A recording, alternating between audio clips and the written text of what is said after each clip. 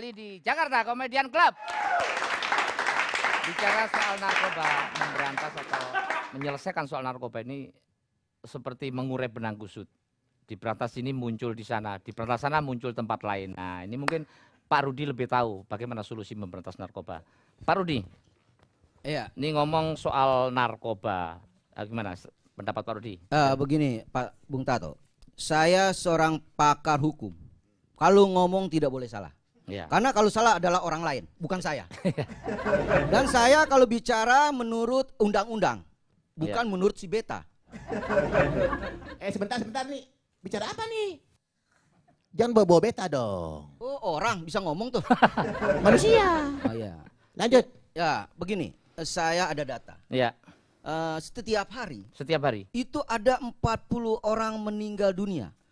Perinciannya 39 itu pemakai narkoba. 39, 40 orang tiap hari meninggal dunia karena narkoba. 39 pakai narkoba. Pakai narkoba. Yang satu meninggal itu kaget lihat mukanya sendiri. Narkoba, Pak, narkoba. Iya. Termasuk narkoba juga. Iya. Karena pengguna narkoba dia kaget lihat mukanya sendiri.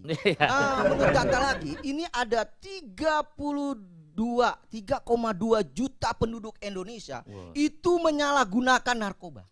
3,2 juta penduduk Indonesia menyalahgunakan narkoba. 1 juta itu menyalahkan orang tuanya. Dan 100 juta itu menyalahkan tetangganya. Karena apa? Karena tetangganya bandar. Ini juga saya pernah slogan-slogan BNN. Itu kan jauhi narkoba. Jauhi narkoba. Itu bagus loh, Pak. Enggak ini juga saya. Enggak efektif maksudnya. Enggak efektif karena jauhi narkoba. Jadi dia makainya enggak deket. Jauh. Ada yang di Surabaya, Roy Martin ketangkap di Surabaya kan jauh. Ada yang di Medan. Iya. Imam Besari pun ketangkap di Medan karena jauhi narkoba. Tetapi kan di situ BNN sudah banyak slogannya. Jangan salah gunakan narkoba. Loh, itu. Sekarang orang itu udah pada pinter. Udah nggak salah lagi. Cara ngelintingnya bener. Ya. Cara makainya udah bener. Ya. Itu kadang-kadang nih. Juga ada gini. Jangan pakai narkoba. Oh benar itu imbauan yang bagus. Jangan pakai narkoba. Sebenarnya narkoba itu kan nggak dipakai. Emang baju. Kan narkoba itu diisap. Disuntik dan ditelan. Jadi bukan dipakai ya. Saya pernah lagi nih slogan dari BNN. Say no to drug. Say no to drug, ya. Nggak ngerti kamu ya? Ya. Saya aja bingung. Katakan tidak pada narkoba. Tidak dengan narkoba. Ya. Maksudnya tidak malu-malu, tidak bilang-bilang, tidak ada yang tahu. Jangan juga gini, ciri-ciri seorang pengguna narkoba. Ini harus tahu. Jadi ada ciri-ciri orang ciri-ciri pengguna narkoba itu matanya sayu. Oh. Kemarin ada orang matanya sayu, saya tegur. Bapak pengguna narkoba, saya digebukin. Lo kok bisa? Nggak tahu bapak saya sendiri. Pak Ginanjar ini selaku mantan pejabat mungkin beliau juga lebih tahu. Pak Ginanjar, bahaya narkoba itu seperti apa sih Pak Ginanjar?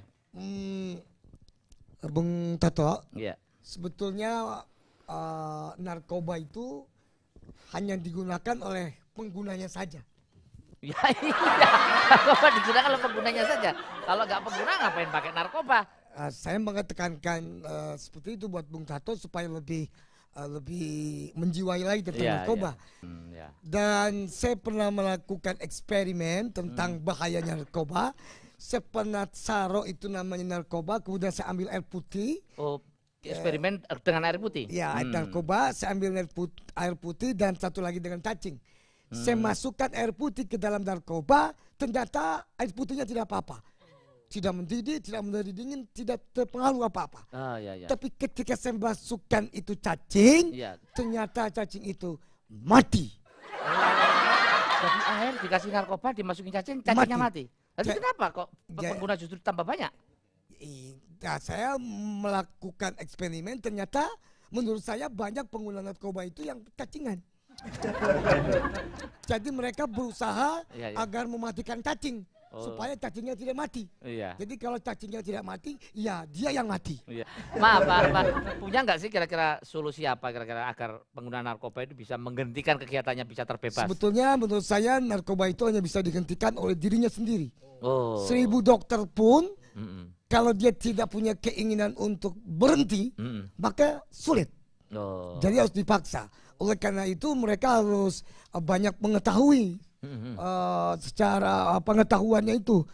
Baca majalah, nonton televisi, mendengarkan penyuluhan dari Badan Narkotika, BNN umpamanya. Saya pernah punya ada sepupu, dia adalah dulu pengguna narkoba. Kemudian saya kasih literatur, saya majalah-majalah tentang bahaya narkoba. Tentang bahaya narkoba. Salah satu buku saya berikan tentang bahaya narkoba. Alhamdulillah 3 minggu adik sepupu saya berhenti. Berhenti nggak pakai narkoba itu ya? Berhenti langganan buku itu.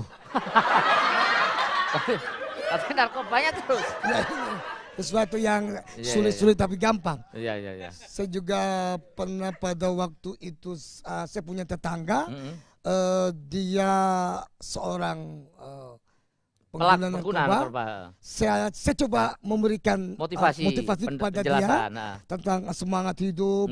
Bagaimana kalau kita menggunakan narkoba, bahaya tidak saja akan mengakibatkan mati jiwa kita, tapi semangat, karir, sosial ekonomi itu bisa mati. Terus? Jadi setelah saya kasih motivasi seperti itu, dia langsung tidak jadi pengguna lagi. Wah, luar biasa. Tobat maksudnya Pak ya? Maksudnya dia langsung tobat. Sekarang sudah jadi pengedar.